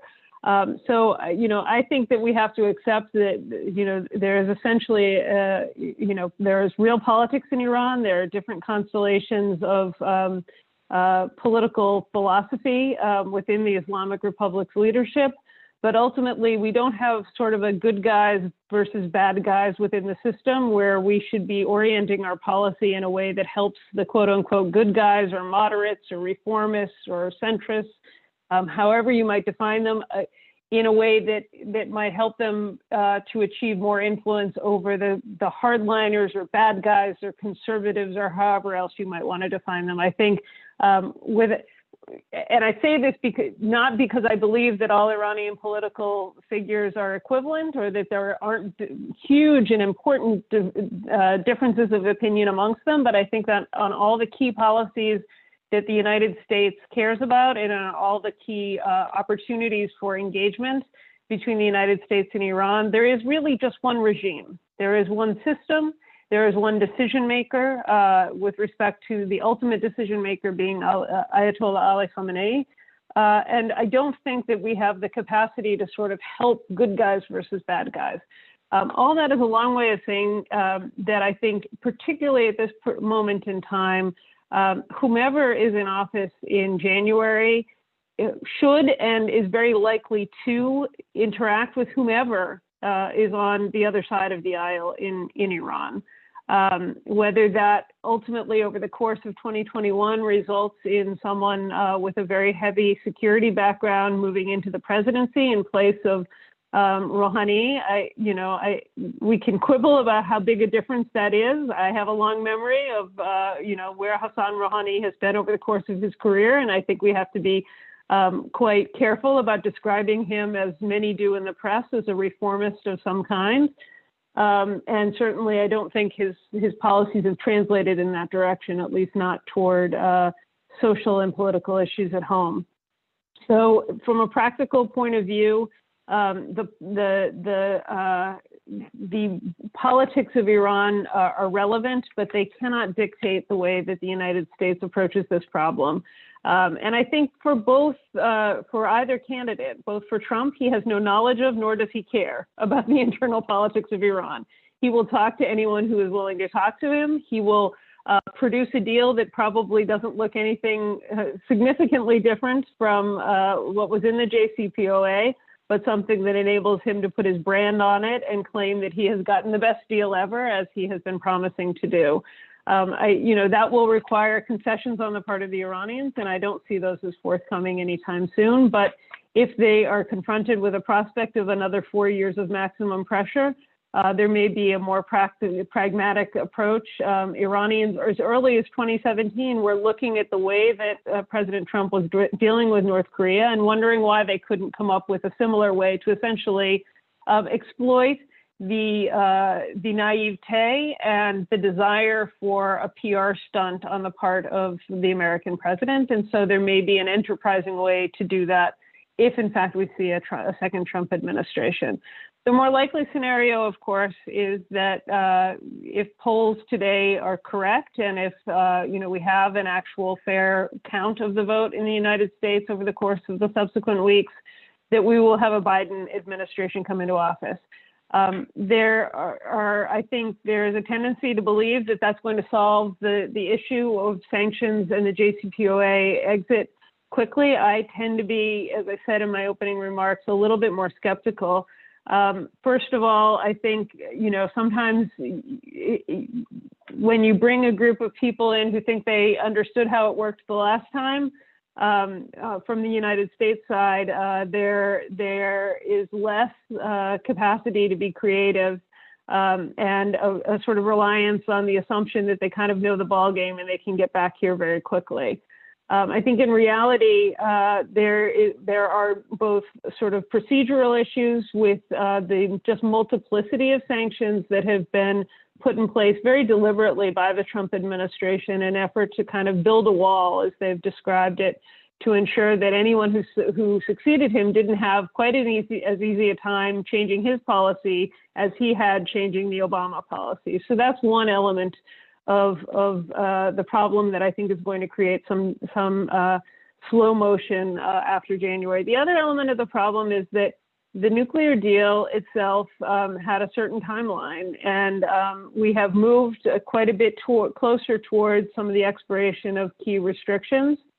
And so to simply revert back to the JCPOA by fully suspending, going back to status quo ante, at a time when some of those restrictions are within the first term of a Biden administration would expire, I think may be complicated for a Biden administration. It may depend on what happens with the Senate. That's going to be a key element of what the domestic politics in the United States look like. It's not just what happens to the White House, but what happens to the Senate. And so I think that's going to be one element. There are a lot of people, even in the Biden universe, who believe that he should use some of the leverage that has been amassed as a result of sanctions to try to get a better deal. That will take a really long time. Final point is that I think a Biden administration is going to be domestically focused. There's an economy to try to revive. There's a pandemic to try to control. There's going to be the need to launch a massive effort to try to hopefully bring about conditions in which millions of Americans and billions of people around the world can receive a vaccine against COVID to bring us all back to some degree of normalcy. Those are going to be the priorities. And so my guess is that what a Biden administration would and probably should do is try to find a way to de-escalate with Iran. Offer something that looks like an interim agreement that would provide a launching pad for a longer term negotiation toward ideally a nuclear deal with Iran, which could be bipartisan from our end and could be long lasting in terms of the restrictions, and possibly something that could serve as a model for a wider regional arrangement on nuclear technology. But that's going to take years. And so what you want very quickly is to provide at least some sanctions relief to Iran in exchange for some return to at least some, if not all, of the obligations under the JCPOA. And then an agreement to keep talking, and it can continue at a working level for however long it takes, while the president, the secretary of state, and all the senior officials devote their energy to the bigger challenge, frankly, of addressing, all of the problems caused by the pandemic and attendant issues with the Trump administration. So let me clarify this again. So why de-escalation? Why is de-escalation beneficial to the Biden administration? You mentioned that already. If there is a President Biden, he has to deal with lots of things domestically, lots of problems that the country is dealing with. There is success with the maximum pressure policy has had success in some dimensions, right? We are talking about the weakest status of the economy, at least in the last 2 decades. In terms of growth and what is happening to people, to the poor, the anger of the Iranians, the protests, and all these things, and so this is one question: why there is any incentive here? And then the second question is, who's a better better negotiate, better? I think a better person for the Islamic Republic, President Trump, who, as you say, as you describe. Is not aware of the details, and he likes just to make a deal and whatever he can brand it as a better deal. And President Biden, who as you describe, has been involved in the previous rounds and probably wants a better deal in some sort. And now that Iran is suffering, has the leverage of putting extra pressure on Iran and getting some other right. So what is the end goal here, and why these things should happen? Quickly, I think Biden will want to de-escalate. One, because it's a symbol to the world. The JCPOA, like the Paris Accords, the exit of the United States was a slap in the face to the rest of the world. and to all of our allies and partners, and to the very concepts that we can work multilaterally to solve tough problems. And so from the start, all of the Democratic candidates have said some version of they would come back to the Iran nuclear deal. And I think that it will be important for Biden to take steps that demonstrate he's actually acting on that, simply to provide that show of confidence to the rest of the world. I think it's also important just on the grounds of trying to move the Iranian nuclear issue further down the ladder in terms of priorities that the senior American political establishment is thinking about. Condoleezza Rice, when I was in government and she was Secretary of State, said that Iran was either 1, 2, or 3 on the issues that kept her up at night. And it stayed there for a long period of time. The JCPOA enabled American leaders to sort of put Iran a little bit on the back burner in terms of its criticality to the day-to-day crises that might show up on their briefing in the morning. And I think that that's going to be important also for President Biden to put a little bit, make sure this issue is less urgent, and frankly, put more distance between Iran and the accumulation of fissile material. The JCPOA gave Iran about a year-long breakout time. It would take about a year for Iran to accumulate enough material for a nuclear weapon, if it so desired under the JCPOA. Because Iran has stepped away from its own obligations under the deal after President Trump exited the United States, Iran is now somewhere in the realm of possibly as close as 3.5 months away from being able to accumulate enough fissile material for a bomb. And that does mean that it becomes, it's something that no U.S. president, and frankly, no world leader can ignore. There's a real opportunity here to at least come to some agreement that puts Iran in a better position vis-a-vis the international economy. Relieve, certainly, I think, I would imagine a Biden administration would move very quickly to provide much more significant space for humanitarian assistance to Iran, obviously remove the visa ban and take other steps to signal goodwill toward Iranians writ large, but also take steps that move us back into a phase of active negotiations with Tehran on the nuclear issue. And frankly, any deal that we see is probably going to have to be one that at least provides a mechanism for dialogue on issues beyond the nuclear issue, the concerns about Iran's regional activity. Thank you so much. And I think we have already covered, most of the questions, but now time for I ask very quick questions that I've received on social media, and I want your answers to be extremely short. You can, you can volunteer to answer these questions. One question is, can Iran solve its economic problems without a regime change if Washington continues its behavior as it is? Any volunteer?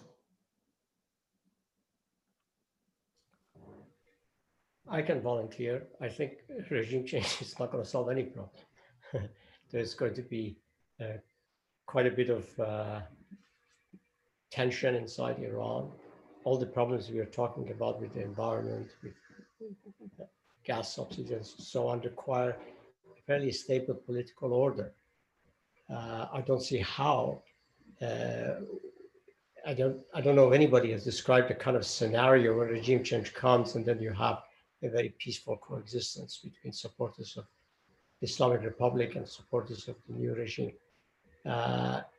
So I think that's a really very bad way of looking at it. Kind of economic development by revolution, economic development by regime change, that's not in the textbooks. Economic development comes with education, with infrastructure and things like that. And you need a good, decent political system to allow some of that to happen. And if you look at Iran's past, you see, as Suzanne was mentioning, Iran's HDI, which doesn't happen by itself, requires a lot of infrastructure, electricity, roads, and hospitals and schools. To get an HDI as high as Turkey, which has 25% higher per capita income than Iran. So there is some ability to grow the economy and provide human development in Iran, and that needs to be increased. I think to hold the whole process hostage to government, either policy change, behavior change, or crying uncle, as Mike Pompeo wanted them to do, is not good US foreign policy for the US any more than toppling Mossadegh was to get rid of Iranian communists. So I think US needs to think about this thing a little bit more long-term than short-term. It's not only about, you know, the US, but also, like, you know, some people might thinking that within the existing structure and because the governance structure, and because of so many problems, corrupted officials and so on, a meaningful reform is not possible. So the Iranians within this structure cannot see that day coming. I mean, I think it's something to debate. I don't think science has an answer for that, because you know, at least we haven't seen a drastic change in a system which has been similar to Iran, because just the politicians decided to do so. I mean, if you have seen, please mention the example. So the next question is about Iran's natural resources, right? So the energy industry, oil-based economy, lots of impacts on the environmental sector. We also have the issue of, you know, water resources, Iran's continuous agricultural development, lots of subsidies there, cheap water, cheap energy, and there is a limit to growth. There is, at some point, there is a problem. Do you guys, as though, you know, with your understanding of the economy, are you worried about the environmental dimensions of the problem? Well, maybe I can start, or if Djavad wants to come in. Sure, go on, David. Yeah, well, I think there can't be any doubt that the current state of the environment, and you know that much better than we do, Kaveh, is dire and faces problems across the board, which are linked to the ways in which energy resources are being used. If you look at energy intensity in Iran, for example, as an indicator, how much energy do you require to produce 1 unit of GDP? If you look at the ways in which water is being utilized, the constructions of dams over the past 20 years, especially under the Ahmadinejad era, which were a way to allow certain economic actors affiliated with the IRGC to benefit, ranging from the production of cement to the construction of these dams to the management of these dams, which has massively interfered with the water system in Iran. So there can't be any doubt about that. And the problem is that there's no quick fix to these issues, as the ways in which the agricultural sector today is structured, which partially also relies on very water-intensive agriculture, can be changed overnight, and the same applies to energy. Here, to end with a slight notion of optimism, if you follow Iran's energy intensity levels, they have constantly improved over the past years and decades. So that there's a silver lining here, but I fear that action might be too slow to actually meaningfully shift developments in another direction. But again, you're much more qualified to comment on this than we all are. Thank you. Thanks for the compliment. I mean, I'm not allowed to express my own opinion today. Djavad John, did you want to add something to that? Yeah, I think the environmental degradation is a byproduct of rapid development everywhere. And it doesn't take a good regime, it takes a good country, educated people. Environment has improved in all over the world when the economy has developed. People care about their children and they are willing to invest. Once you get a little bit of space, not policy space, but discussion space inside the country, which is not about regime change, but is about taking the country forward. You know, nobody wants to acknowledge that some good things have happened, and that's not all the Ayatollah's work. It's ordinary Iranians who have worked very hard to improve schools, improve health system, improve roads, bring electricity, and so on. That there is a possibility for Iranians to come together and take care of the environment. There's a lot of concern. When I used to climb in northern Tehran, I saw these young people carrying bags of garbage with them, bringing them back. You know, they're not government officials. You're probably among them. They are ordinary Iranians. This awareness is increasing. The question is to open up the policy space to minor changes like this, as opposed to saying, like we used to do, I didn't, but I had a lot of young friends, leftists, during the Shah's period, that you talked about any improvement. They said, no, first Shah must go. And now they're looking back and say, oh, no, there could have been improvement. You know, after all, there was a very important land reform. We could have done this, we could have done that, but we thought nothing was possible. This level of pessimism that nothing is possible is very, very destructive. If you look around the world, you know, other developing countries, they overcome problems like this. Brazil has environmental problems. They're not thinking about regime change. They're thinking about getting the right person elected who cares about the environment. Luckily, Iran has a bit of that democracy. There is voting going on, and I think Iranians should try to preserve it. Again, everybody's on the outside is saying, no, no, that's worthless. Stop it. Stop talking about electing better politicians. Just get rid of the whole regime as a whole. I think that kind of dialogue has been poison for the country and for the environment. Thank you. Again, that's a very challenging discussion of, you know, which strategy is better if we are having a real democracy in Iran or not. And I don't want to get into that debate, but that's something very important. Shall we lose our hope and then go for something for a total, I think, restructuring of things through a big change, or shall we hope for further reforms within this system? How much of those reforms come automatically because of the change in the economic status of the country, education, and so on? Like when we look back, the discussion we always have, you know, before the revolution we built so many dams, and after the revolution we made so many more. You know, who guarantees that if there was no revolution there were not being any dams? The same applies to the Islamic Republic. Every anniversary of the Islamic Revolution, they come and celebrate that we have built so many roads, we have electrified so many villages, and so on. Who says that there would have not been any of these developments without the revolution? So we have to make sure we don't fall into these games and don't get fooled by these one-sided narratives, and always think about the alternatives that we could face and we can face in the future. And I want to ask the last question from Suzanne. People have asked, and you see in the questions, is there any hope that the sanctions really get directed to the Islamic Republic, not the people of Iran? I'll try to answer very quickly because I am already late to be on another call.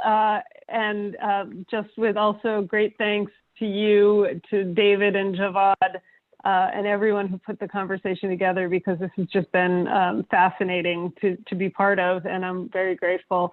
I think I've heard some version of that question from the very time that I first went to Iran. I think the first trip was in 1998. When at a time when the U.S. had several years earlier first reimposed a comprehensive embargo on Iran, and certainly those sanctions were less dramatically felt by the ordinary Iranian because they were largely trade sanctions rather than financial sanctions. They didn't have the same impact on the value of the currency, for example. They didn't have the same impact on Iran's ability to trade with third countries. But certainly when I spoke to people on the streets, they felt very personally that the sanctions hit them hard and hit their own opportunities very hard. And I think this is one of the very deep challenges that we have in Washington is to consider how we frame policy toward Iran in a way that does not further compound the estrangement that has existed now for 42 years between our two countries. We've seen now normalization in other parts of the region happen under very strange circumstances, with the normalization of relationships between Israel, Bahrain, and the United Arab Emirates. I think normalization is what we all need more of.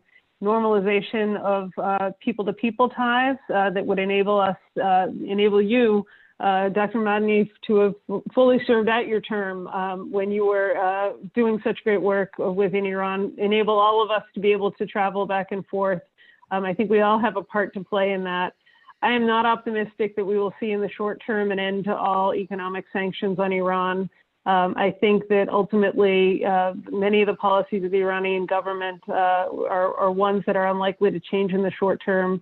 And just because I have this very last opportunity, let me say one of the most important issues that I'm constantly aware of is the situation of those individuals who are suffering, who are detained because of their political activism, including many dual nationals, such as my old friend Siamak Namazi and his father. So these are issues that haven't been resolved by diplomacy. I suspect that sanctions will continue to remain an important part of the toolkit for the United States government. But I do think that if we see whatever happens after the elections, we will see new opportunities for dialogue between the United States and Iran. And with that, let me thank you all and unfortunately say goodbye. Thank you so much, Dr. Maloney. Thank you, Dr. Jalilvand. Thank you, Dr. Salehi-Isfahani, for this discussion. There is a lot to be said on Iran and the, these challenging problems. I'm also thankful to the Macmillan Center, Marwa Khabour, Kristen Siebert, Yasmin Tavakkoli, the Iranian Studies program, and Professor Amanat, who unfortunately couldn't join us today because of back pain, and he's at the hospital. We hope he gets well. He will get well soon. Thank you for your time, and I hope our factual and scientific discussions on Iran continue to help the people of Iran. Have a good day.